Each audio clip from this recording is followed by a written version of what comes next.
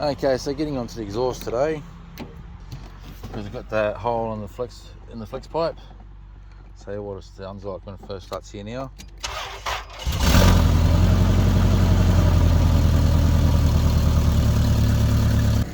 And this is the one I'm putting on. It came off another van, a TCR 11, 96 van.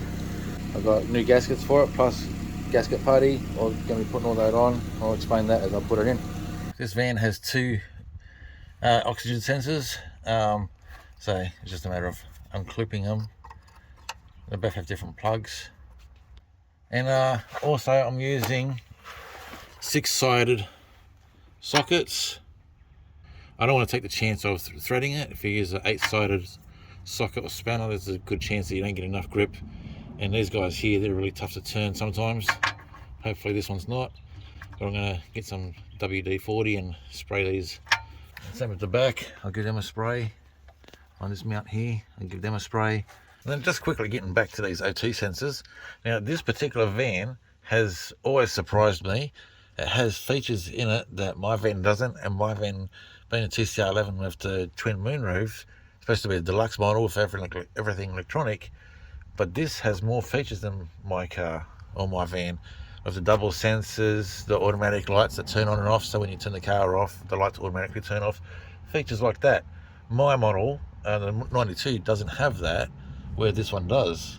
It's just, yeah, there's so many more options in this van than mine, other than mine being electronic with a couple of sunroofs. Got the bracket off now. Somebody's cut this because they've not put it on before tightening this up, so they've come along and get cut and mounted on afterwards.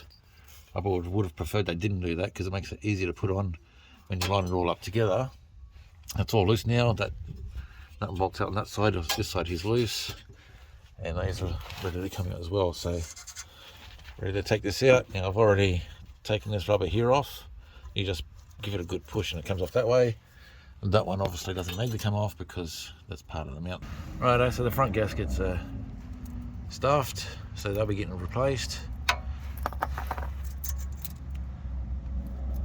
And the back one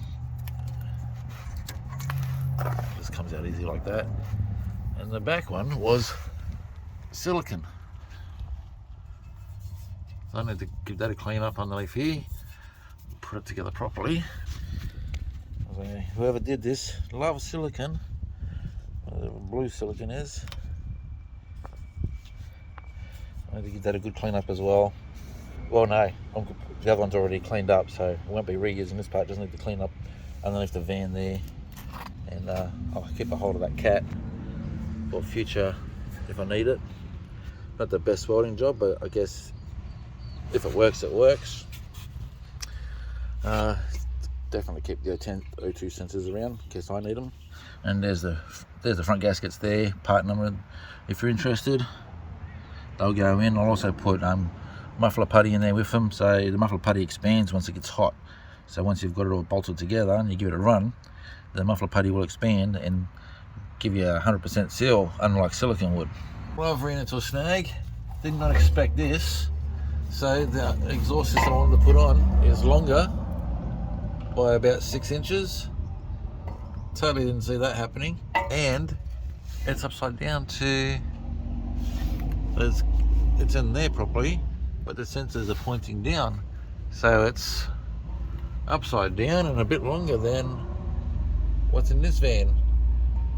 Now something's not right there, because this should have been mounting up to this point here. Does that mean the other van that I took that off was a longer wheelbase? I don't think so. I'm pretty sure they're all the vans are the same specs and size. It wasn't an estimate that it came off. It was another TCR 10 model, or like I said, TCR 11. This is TCR 10, but something that I've actually definitely been mindful to.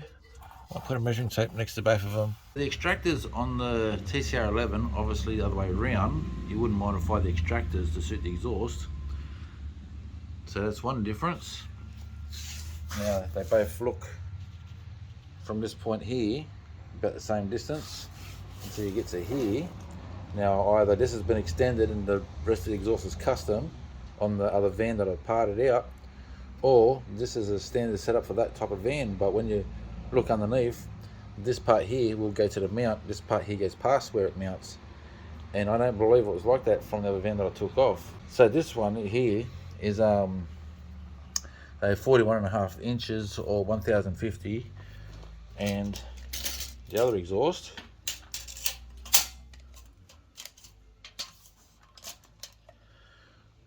is 935 or 37 inch. So interesting differences. Okay, well, something to be mindful of. I'll be, next time I go into my van, I'll be checking the length of mine, because I bought mine from America and it went straight on, but they're going to have to find the flex pipe and I'll change it myself. I'm going to get into this tail shaft now. So 14mm both sides. I'm going to start taking the tail shaft off. So the only thing I'm relying on right now is the handbrake being safe. So I've strapped the front wheel down to the ramp. That gives me extra protection. Put a scissor jack underneath the handbrake just to make sure it's not going to unclip itself. Because years ago, I got out from a car just as the car fell down, and I was lucky to get out, and I just busted up my thumb, and that was fixed. Had my sister-in-law, ex-sister-in-law, not been there at the time to help me get out when I heard the crackling, I would have been dead. So never again. Always make sure the car is safe to get under before you do anything. Because I had the park brake and the handbrake, I was pretty well right to work on the exhaust underneath there. The tail shaft's going to be out. My dependency is on handbrake only, so I need to make sure that that's not coming down. Plus I've got chocks behind the wheels, but that's a given. So the tiniest little bit of fluid came out. I didn't expect a lot. I'm going to protect it from any dust and whatnot, because I don't know if I'm going to have the tail shaft back in today. So, you know, it's going to be a few days before I'm back. So this will just make sure that no dust is going to get in there and wreck things on me. And you can see this front one here, she's definitely needs replacing, but the back one is solid. That's fine. I'll give it a good clean up. So we're removing the universals. You can see the clips coming off in there. So that's the clips coming off there. So you get over here, get the screwdriver, get the screwdriver in there, give it a tap with the hammer on the back of the screwdriver. Get those clips moving so you can get them off. One there, one clip. Just need to get all four of them out, but I'll get the two out first and then I'll work on the other side. And you can see in the vise here, I've just got it held in. I was going to use cloth, but that'll do, just to stop it from moving around too much, so I can actually undo this. Not squeeze too tight. You can see it's not damaging anything, just to hold it while I can do this. Alright, so I'm using a press here. Got a socket underneath that's bigger than the uni itself. I'm just going to press that through. Now, if I wanted to, I could do this on the concrete with a hammer, do the same idea. Put the socket that's big enough underneath there, and a socket like that size there on top, and then whack it with a hammer to get it through. I'm going to use the press, and we'll get this out. And you can see how that's coming out now. So the socket's big enough to fit over top, and that's coming out. So I just need to finish this up. Well, there's one bearing out. Just want to show you the mess that's inside there. All mashed up in there.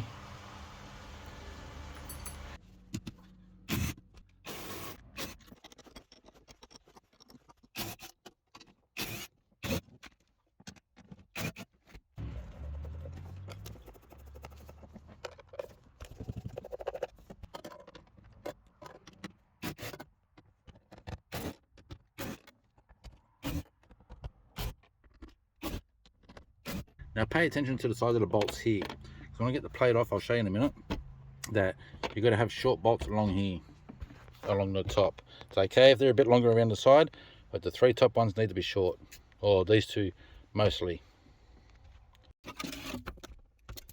Well, this engine sits a little bit lower than mine. I don't know what that is, but anyway, interesting. What happens is when I put a bolt through here on my Tarago or Previa, the bolt was hitting the top of the motor here, and I kept on hearing a knocking. So that's why short bolts on the top there. Not something I see happen very often, but it's leaking along the top of the sill.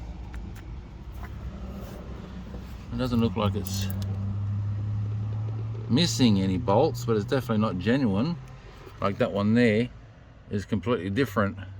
to the others. That one's got a washer behind it, it's a different bolt again. I don't see any missing, which is a good thing. That means I don't have to drill anything out. We'll see when we take them out if they're the correct ones that's in there. 3 10mm bolts. Off that comes.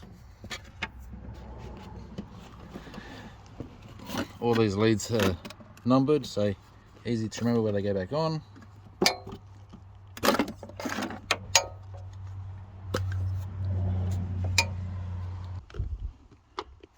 Alright, so I'm just going to go over all these 10mm, take them all out around the valve cover there. Nothing in the way, so it's all good to go. Well, I've got to say, I am happy and a little bit shocked that whoever did this seal last time didn't use silicone. There's a little bit dab of silicone down here, just down there. You can see that.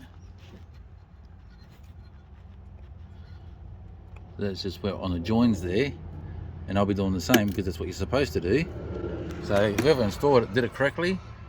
Different, and it's not really wrong, is use the incorrect bolts, but only 2 of them, and as long as you just tighten them in to a tightness that was satisfactory, not over tight, that's fine as well.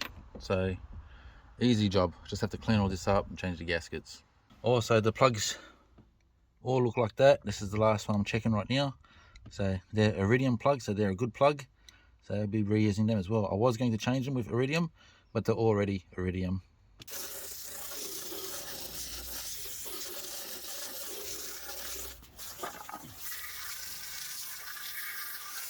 Alright, so another thing I like to use is this number 2 former gasket. It's non-hardening, it's going to always stay sealed, so it's going to help with an extra seal when you put that on. Plus I've got them sitting in the sunlight, by the way, so they can relax, easy to put on. Now this former gasket is going to help the gasket stay in place when I put it on, and I'm also going to put the former gasket on the other side of that before I'm finished. Alright, so you can see what I've done there.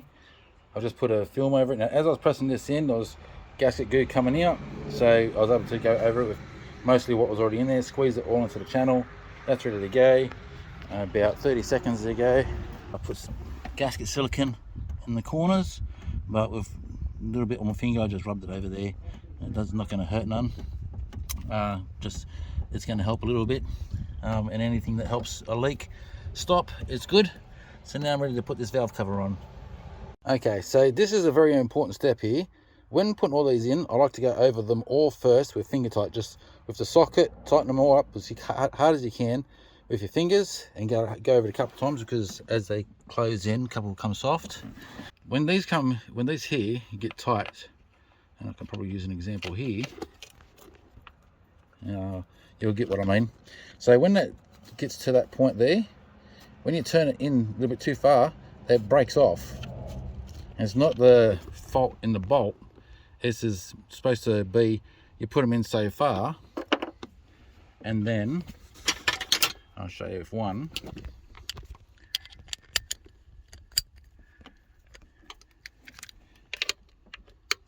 So this one here. So once it's so far in,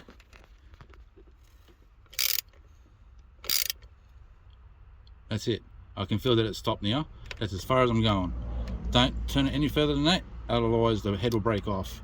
And I see that a lot of people make that mistake, so don't make that mistake. I just want to show you this here. So I've actually made up these little sleeves to go over the bolts, so they go on the same way. I only need 2, there's 2 missing. Now the reason I'm doing this is so I don't over tighten on that gasket. They're manufactured that way that it can only go down so far. That's going to be my best option of, you know, I don't want to go too deep down, I don't want to be too high up, so that's going to be spot on.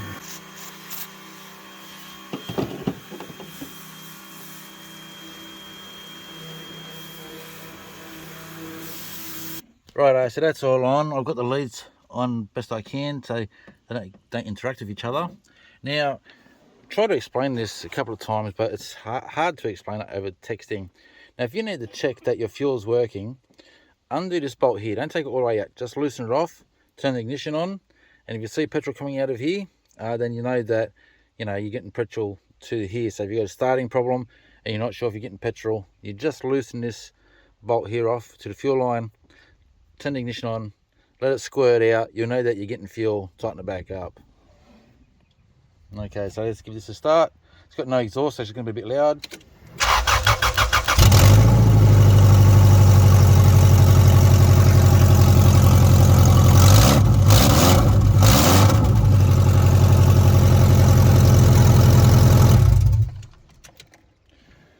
Okay, so I'll put the cover back on. We can finish up in here now and get to the exhaust.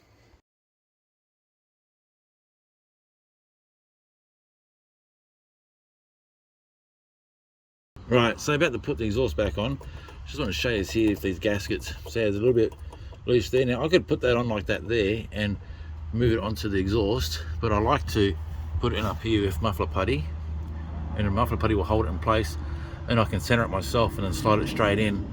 You can do it either way, I just prefer it this way. And the back exhaust, there's two different types of gaskets. I've only got one type here.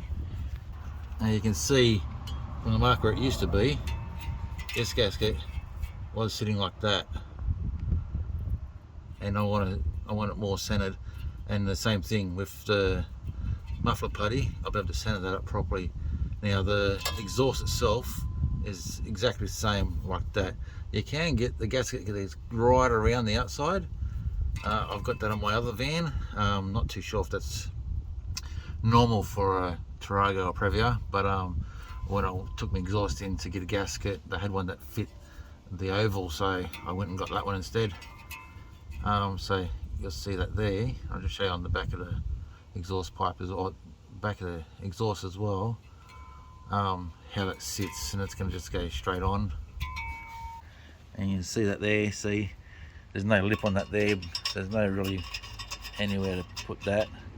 So it's best that I put it in position first, and then I'll get in there, and I'll be putting a lot of muffler putty on here as well.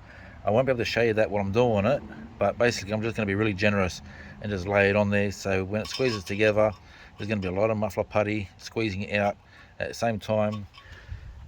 And the muffler putty also, once it's installed and done, you start the car up straight away, because this stuff expands as it heats, so it will fill in any gaps if there's any holes anywhere.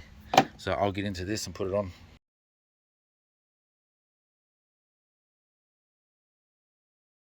Okay, exhaust is in. Also there's transmission fluid on the threads there. That's to stop seizing, so later on when this has to come back off, it's not going to break any threads there. Everything's bolted back up. You saw I did the muffler putty on both ends there, so that's all right to go. So now I'll start up and have a listen. I've still got to put the chair back in here and clean that up, but listen to that. Sounds nice now, doesn't it? Alrighty. Well, that's the under part all done. Just need to do some cleaning up, some TLC. And to follow up, this is that rubber. I replaced it with silicone there. So you can see what I did is I put some masking tape over it so I give myself a straight edge, and just ran along it with a razor blade. A little bit of that needs to be cleaned up. I could rub that off my finger there, but I've got a straight edge on there now, so it looks all nice. AC still works in this, so we're looking good. All right, till the next day. Cheers, guys.